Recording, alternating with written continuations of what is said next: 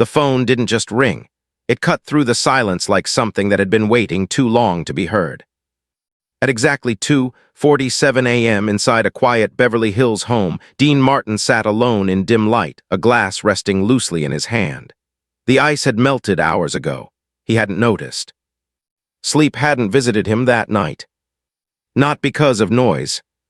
Not because of work. But because of truth. And truth, he had learned, was louder than any storm. When the phone rang again, he didn't flinch. He already knew who it was. He let it ring once more, twice, 3 times. Then he picked up. Hello. At first, there was nothing. Just breathing. Heavy, uneven, angry. Then a voice broke through, raw, shaking, familiar. You finally decided to answer. Dean closed his eyes slowly. He recognized that voice anywhere. Elvis Presley. And not the Elvis the world saw. The legend, the icon, the untouchable king. This was the other Elvis. The one no one talked about. A voice drowning in something deeper than anger. You've got some nerve, Elvis muttered, his words slightly slurred but sharp enough to cut. Dean didn't respond right away. He had imagined this moment too many times, rehearsed it, avoided it. But you can't outrun something that already lives inside you. Elvis, Dean said quietly, it's late. Late, Elvis snapped. Late is what my marriage is. Late is what my life is right now. A pause. Then the words came, faster this time, messier. I've been sitting here thinking, drinking, remembering, and every road leads back to you. Dean leaned back, gripping the receiver tighter. Say what you called to say. Silence again. Then it came. I hate you. Not loud. Not explosive. But heavy. The kind of sentence that doesn't echo, it sinks. The blame that had been waiting. You destroyed my marriage, Elvis continued, his voice cracking under its own weight. You took something that was fragile and made sure it shattered. Dean didn't interrupt. You had no right, Elvis went on. No right to say anything, no right to tell me what she said that night. Dean finally spoke. You asked me. I trusted you, Elvis shot back instantly. That's what makes it worse. Dean exhaled slowly. There it was. Not just anger. Betrayal. And betrayal always hurts more when it comes from someone who didn't lie. The truth that changed everything. Months earlier, in a crowded room filled with laughter, music, and conversations that meant nothing. Dean had noticed something. It wasn't loud. It wasn't dramatic. But it was real. A glance. A tone. A moment too honest to ignore. Elvis's wife had spoken, quietly, almost like she didn't mean to. But the meaning had been clear. And Dean had seen it. Not as gossip. Not as scandal. But as a crack in something already breaking. Later, Elvis had asked him directly. Tell me the truth. And Dean had. Back to the call. You could have lied, Elvis said now, his voice trembling. You could have told me everything was fine. Dean stood up slowly, walking toward the window. And what would that have fixed? It would have given me time, Elvis shouted. Time to hold things together, time to believe things weren't falling apart. Dean shook his head. No, he said softly. It would have just delayed the moment you had to face it. Elvis laughed bitterly. You don't get it. Then help me understand. Another pause. Longer this time. Then Elvis said something quieter, almost like he didn't want to admit it. At least I wouldn't be alone right now. The loneliness no one saw. Dean didn't answer immediately. Because for the first time since the call started, this wasn't about blame anymore. This was about pain. You think I don't know what that feels like? Dean finally said. Elvis didn't respond. You think I've got it all figured out? Dean continued. You think I'm sitting here living some perfect life? Silence. My own marriage is falling apart, Dean admitted. I just hide it better. That landed. You could hear it. Not in words, but in the absence of them. When anger turns into something else. You don't understand, Elvis whispered. I had something real. Dean's voice softened. You had something, but it wasn't what you thought it was. That's easy for you to say. No, Dean said. It's hard, that's why I said it anyway. Elvis's breathing slowed slightly. Not calmer. Just tired. You changed everything, Elvis murmured. Dean shook his head again, even though Elvis couldn't see him. No, I didn't change it. A pause. I just showed you what was already there. The question that changed the direction. Dean looked at the clock. 3:12 a.m. And suddenly he made a decision. One he hadn't planned. One that felt necessary. Where are you? He asked. A beat. Why? Because this conversation shouldn't be happening like this. Another pause. Then Elvis answered, his voice barely holding together. Graceland. Dean grabbed his keys. I'm coming. There was a long silence. Then, you're in California. I know. You can't just. I can. Dean didn't wait for a response. He hung up. The beginning of something neither of them expected. As Dean walked out into the quiet night, something inside him felt different.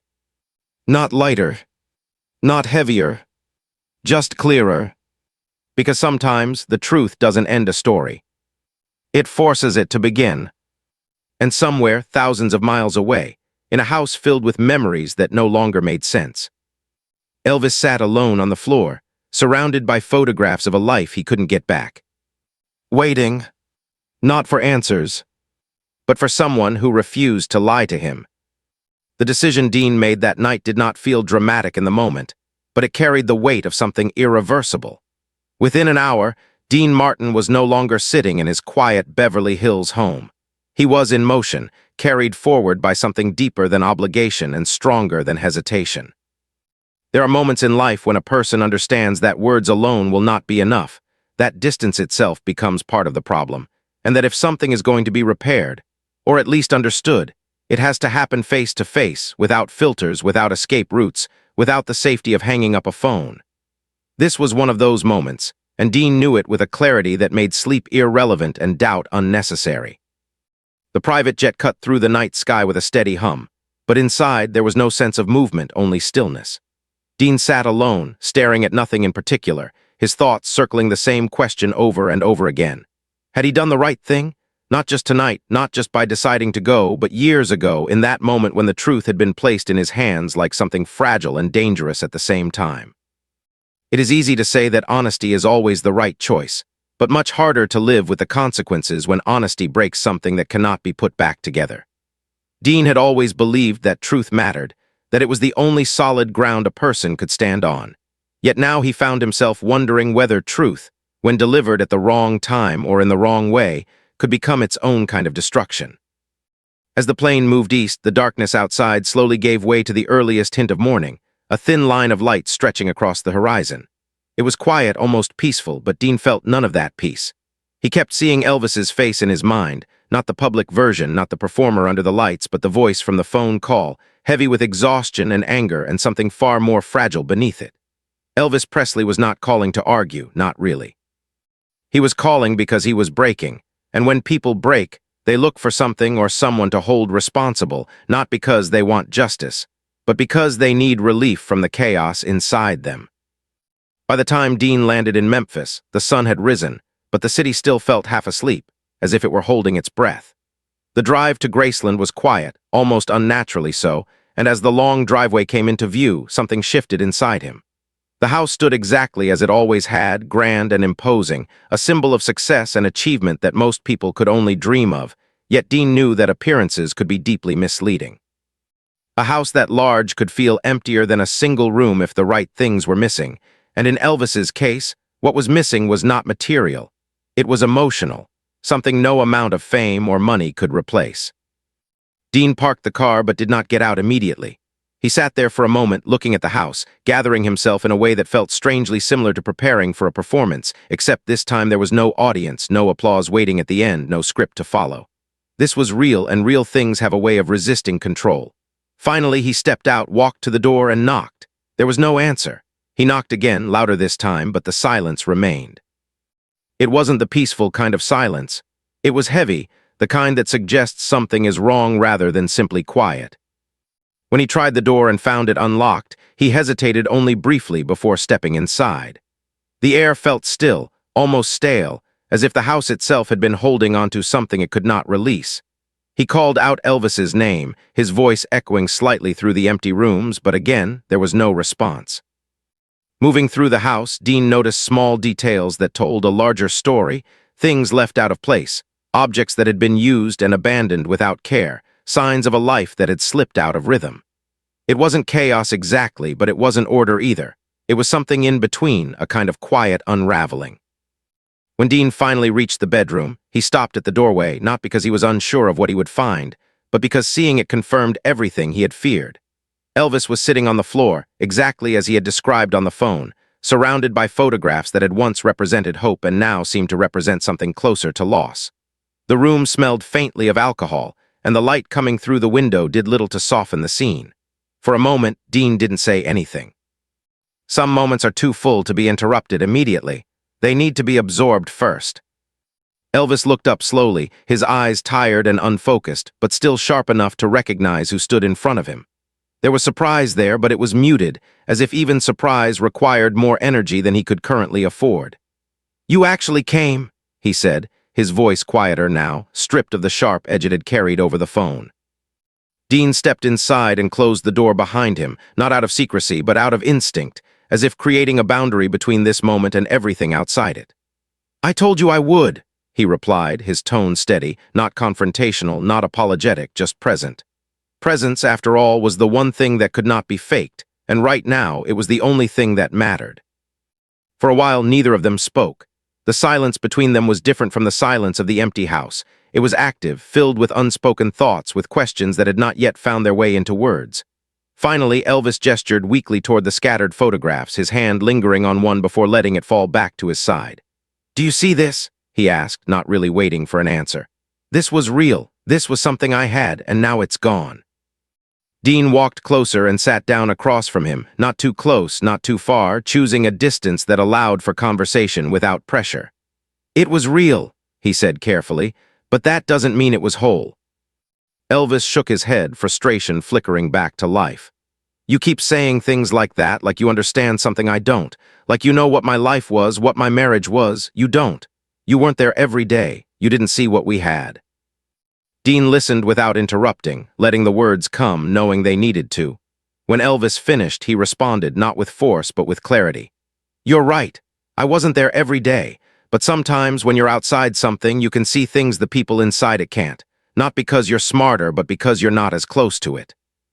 Elvis let out a slow breath, his anger no longer explosive, but still present, simmering beneath the surface. "So what, you're saying I was blind?" "I'm saying you were human," Dean replied. "And when something matters that much, when you've built your life around it, you don't want to see the cracks.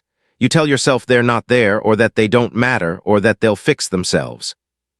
That landed more deeply than anything else had so far, not because it was louder, but because it was quieter, and truth often works that way.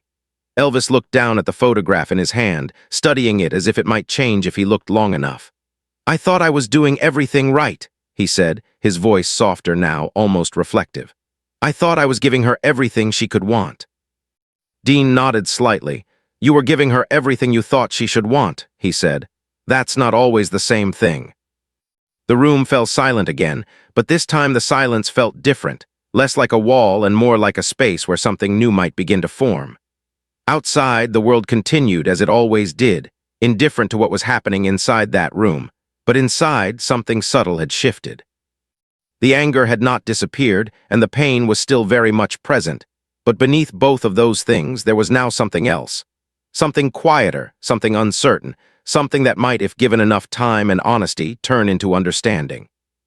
Elvis leaned back slightly, resting his head against the side of the bed, his eyes closing for a brief moment as if he were trying to gather his thoughts from scattered pieces.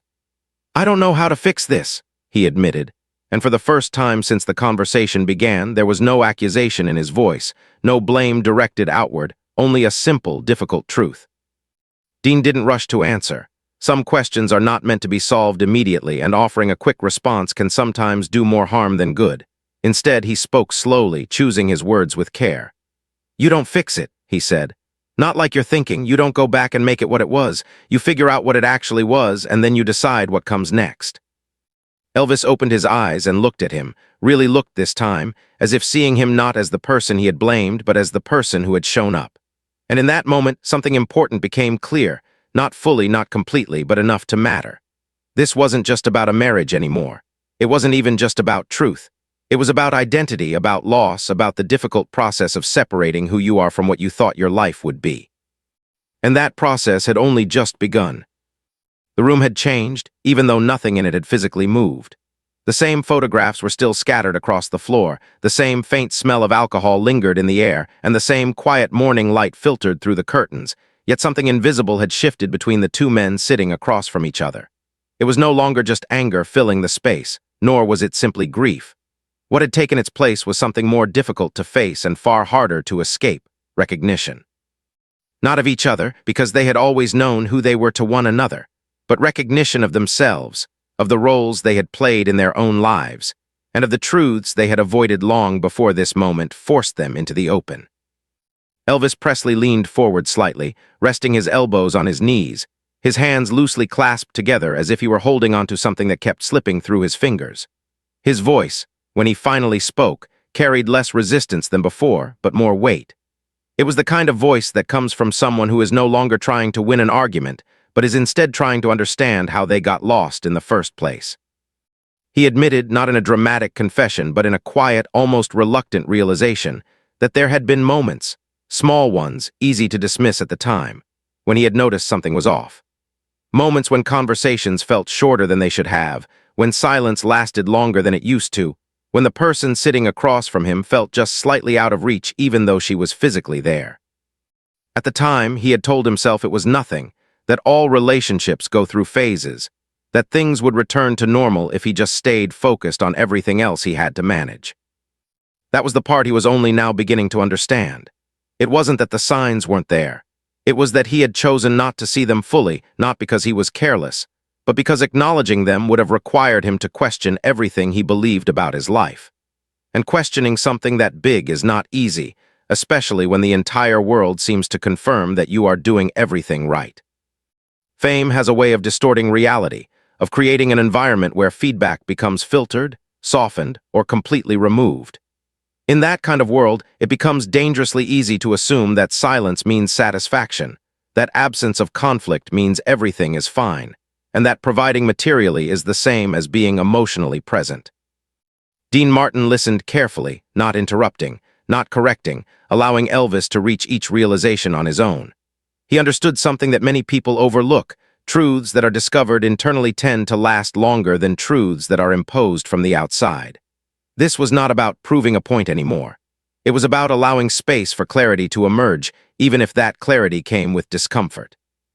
When Elvis paused, Dean spoke, but his tone was different now, softer and more reflective, as if he were no longer explaining something but sharing it. He said that sometimes the hardest part of any relationship is not the conflict itself, but the quiet distance that builds slowly, almost invisibly, until it becomes too wide to ignore. And by the time it is finally acknowledged, it often feels sudden, even though it has been forming for a long time. Elvis absorbed this without resistance, which in itself marked a significant change from earlier. He leaned back slightly, his gaze drifting toward the window where the morning light had grown stronger, illuminating parts of the room that had been hidden in shadow before. It was an unintentional metaphor, but a powerful one. He admitted that he had always believed love meant providing, protecting, and maintaining control over anything that could threaten stability. In his mind, structure equaled safety, and safety equaled love. But now, sitting in the aftermath of everything that had fallen apart, he began to see that what he had thought was protection might have felt like restriction to someone else, that what he had considered stability might have felt like confinement. The realization did not come with immediate acceptance. There was still resistance, still a part of him that wanted to defend his intentions, to explain that everything he had done had been out of care, not control. And that part was not wrong. Intentions matter, but they are not the only thing that defines an experience. Dean acknowledged this carefully, pointing out that a person can have good intentions and still create an environment that feels suffocating to someone else. It does not make them a bad person. It makes them human, capable of misunderstanding how their actions are received. What followed was not an argument but a deeper conversation, one that moved beyond the surface-level events and into the patterns that had shaped them. Elvis spoke about the pressure of being who the world expected him to be, about the constant need to maintain an image that left little room for vulnerability. He described how that pressure did not stay confined to the stage or the public eye but seeped into his personal life, influencing how he interacted, how he made decisions, and how he measured success. In that environment, control became a way to manage uncertainty, a way to keep things from slipping out of place, even if it meant holding on too tightly. Dean responded by sharing something equally personal, admitting that he had faced similar challenges in his own life, though in different ways. He spoke about the tendency to avoid difficult conversations, to delay confronting issues until they became impossible to ignore, and how that avoidance can sometimes cause more damage than the problem itself. The difference, he explained, was not in the presence of problems, but in how they are handled. Ignoring them does not make them disappear. It simply allows them to grow in ways that are harder to manage later. The conversation gradually shifted toward the moment that had become the focal point of all the blame, the night when Dean had chosen to tell the truth. Elvis asked, not with accusation but with genuine curiosity, what had gone through Dean's mind at that exact moment. Why he had decided to speak instead of staying silent. It was a question that deserved an honest answer, and Dean did not avoid it. He explained that it had not been a simple decision, nor had it felt like the right one in the traditional sense. It had felt necessary, not because he wanted to intervene, but because he believed that being asked directly carried a responsibility that could not be ignored. He described the internal conflict he had felt, the awareness that whatever he said would have consequences, and the understanding that silence would also be a choice with its own set of outcomes. In the end, he had chosen honesty not because it was easier, but because it aligned with what he believed a real friendship required. Not agreement, not comfort, but truth, even when that truth might lead to anger or distance. He admitted that he had known Elvis might hate him for it, that he had prepared himself for that possibility, and that in many ways the call from earlier that night had been expected. Elvis listened without interruption, and when Dean finished, there was a long pause before he spoke again. He acknowledged, slowly and thoughtfully, that the anger he had directed at Dean had been less about the action itself, and more about what that action had forced him to confront. It is easier to blame the person who delivers the truth than to face the reality that the truth reveals. In blaming Dean, he had been able to avoid looking at the deeper issues, to focus on a single event instead of the broader pattern that had led to that point. This realization did not erase the pain, nor did it instantly resolve the tension between them, but it did change the direction of the conversation. It shifted the focus from accusation to understanding, from external blame to internal reflection. Elvis admitted that part of him still wished things had unfolded differently, that there was a part of him that still longed for the version of his life that existed before everything changed.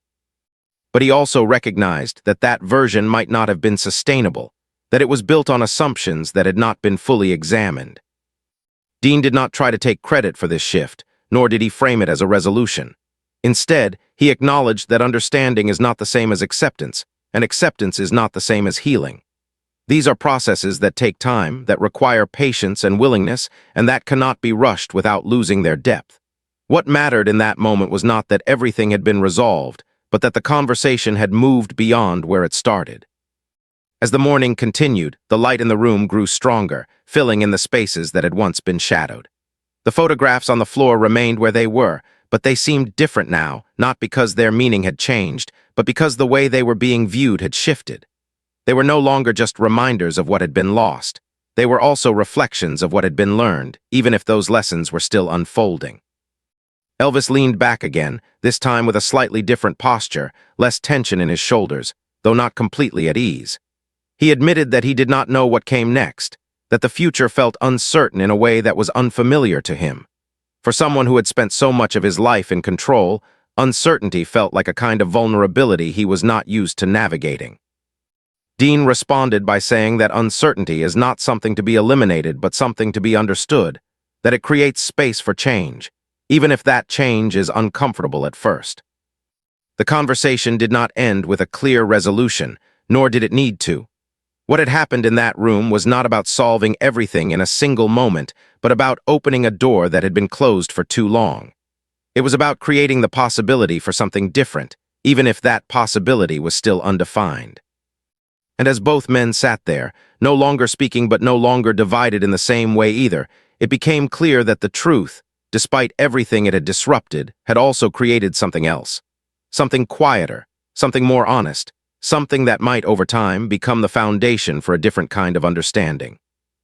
By the time the afternoon light began to soften into evening, something within the walls of Graceland had shifted in a way that could not be easily defined, yet could be deeply felt. The tension that had once filled every corner of the room had not disappeared entirely, but it had changed form. It was no longer sharp and confrontational. It had become quieter, heavier, something closer to acceptance than resistance. Elvis Presley sat in a way that suggested he was no longer fighting the moment, no longer trying to rewrite what had already happened, but instead beginning, slowly, unevenly, to sit with it. That, more than anything else, marked the true turning point, because acceptance is not loud or dramatic. It arrives quietly, often disguised as exhaustion, when the energy required to resist finally runs out. The hours that followed were not filled with grand revelations or emotional speeches. Instead, they unfolded in a way that felt almost ordinary, which, given everything that had happened, made them extraordinary in their own right.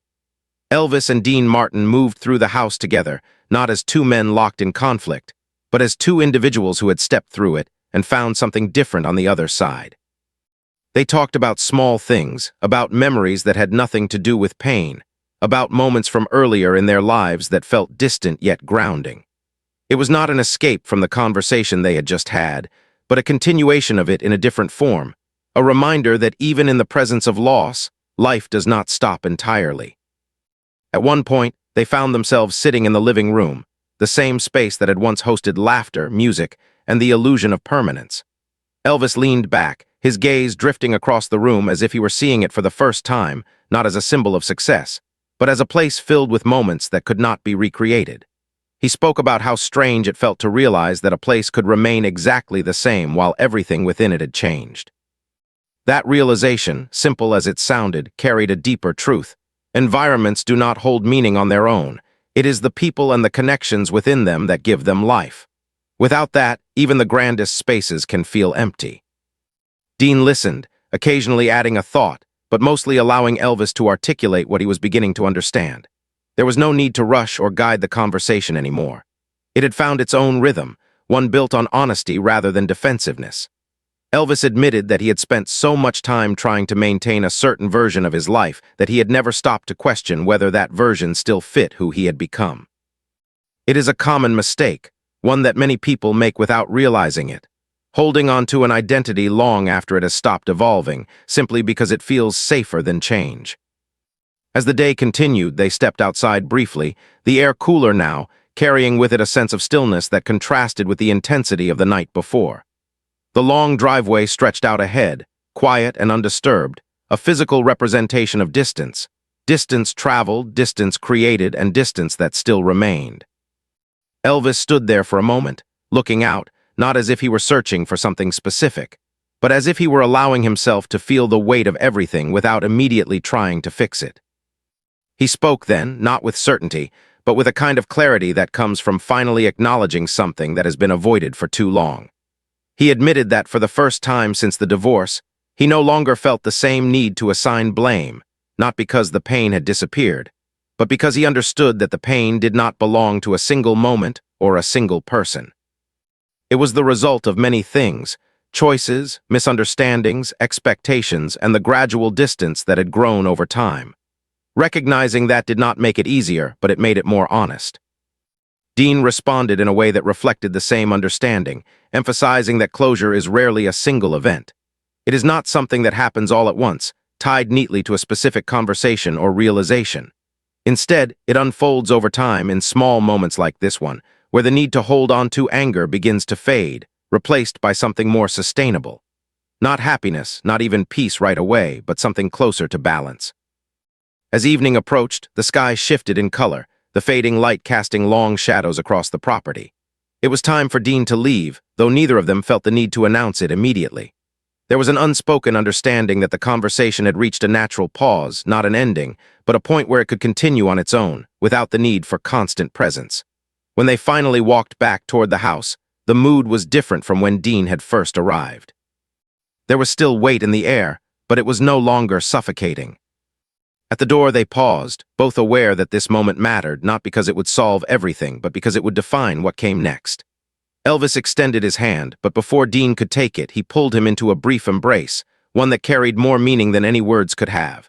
It was not dramatic or prolonged, but it was genuine, and in that genuineness there was something solid, something that had not been present before. Elvis spoke quietly, acknowledging that while he could not change how he had reacted, or the time he had spent holding on to anger, he could choose what to do moving forward. He admitted that part of him would always wish things had been different, that there would always be a part of him that missed what he had lost, but he also recognized that holding on to that wish too tightly would prevent him from building anything new.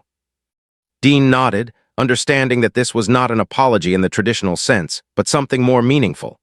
It was acceptance of responsibility without self-condemnation, recognition without denial. He responded by reminding Elvis that the future is not something that arrives fully formed. It is something that is built, piece by piece, often in ways that are not immediately visible. When Dean finally drove away, he did not look back immediately. Not because he didn't care, but because he understood that some moments are better left as they are, without the need to revisit them too quickly.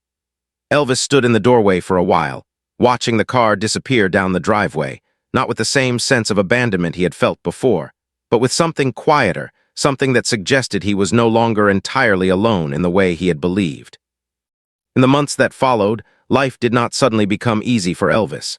The challenges remained, the pressures did not disappear, and the habits he struggled with did not resolve overnight.